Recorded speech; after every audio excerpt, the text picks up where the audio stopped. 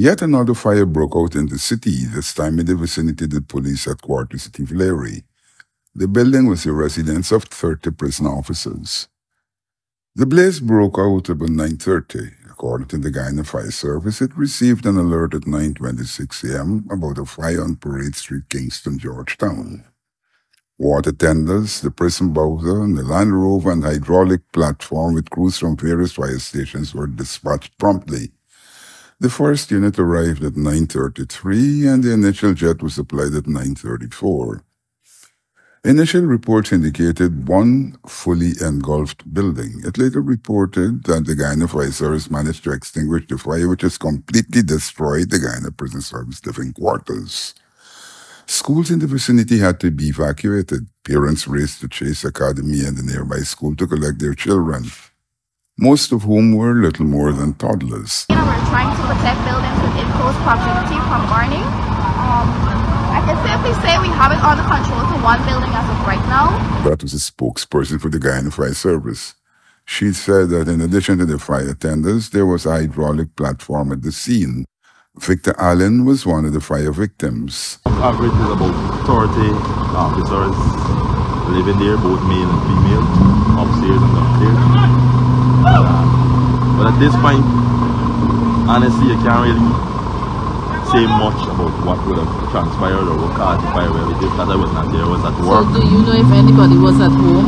Yes, based on the information that would have been circulating when I got here, is that a few parents who are at home, there would be persons that worked last night and at home taking the rest to probably go back to work tonight. He shared an apartment with 4 others. None managed to save anything. Because I personally lose a lot. My car got damaged. It was parked in the yard.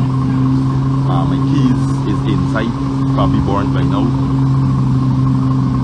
Some of the other officers that I know personally and stuff like that, one of which I even had a money conversation with yesterday, had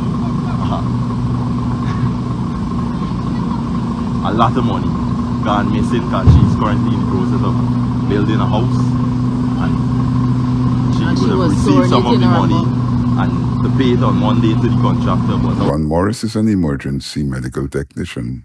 We would have assisted a 16-year-old to the hospital, probably a school child who may have had some dizziness or smoke inhalation. But we're still on the ground trying to ensure that everyone is safe and be there just in case they need us. Divisional Officer Himchandra Prasad said that the Guyana Fire Service took every precaution to ensure that the fire didn't spread. His team surrounded the building with the water jets.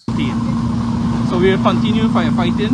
I guess in the next 30 minutes we should have it under complete control. So the high winds, the high winds, all those would have contributed to the quick spread of the fire.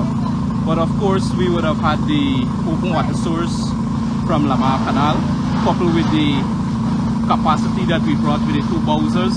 So those 2 bowsers along with the appliance and also the hydrant that is just obliquely next to us. We would have utilized the hydrant, but there was insufficient pressure. Seeking open water source, there is a copious amount is now being used, and there's no likelihood that the fire would spread.